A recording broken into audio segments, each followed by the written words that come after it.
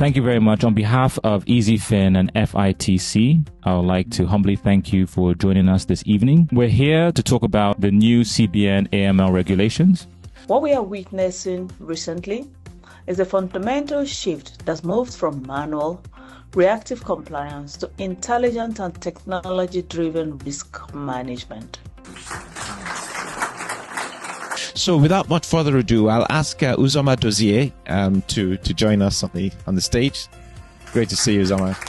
We have the people in the audience here who might be thinking, okay, what's my key takeaway here? What next?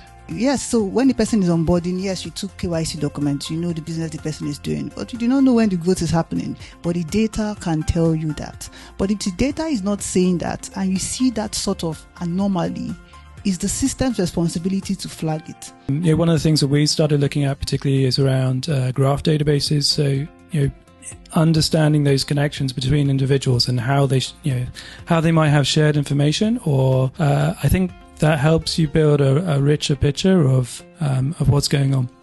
NIPS is hosting different, conflicting, some information. So we want something simple I can address the needs.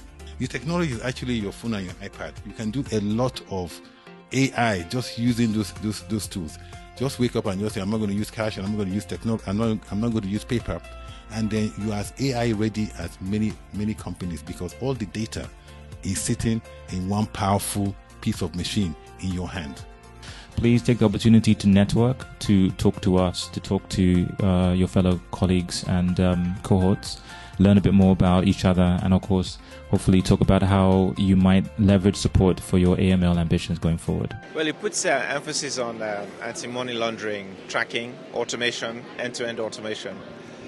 And it means that it sets a framework for banks and then other financial institutions. In my personal opinion, I would think that this new guideline would get us to become more compliant in reporting.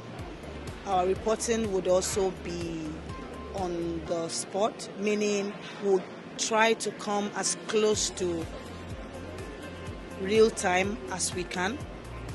It would also make us more responsible to ourselves as institutions, as well as to our customers. So it was amazing. I like the fact that this partnership between Izifin and FITC was able to bring industry players to discuss this new CBN mandate that has to be carried out by all of the financial institutions.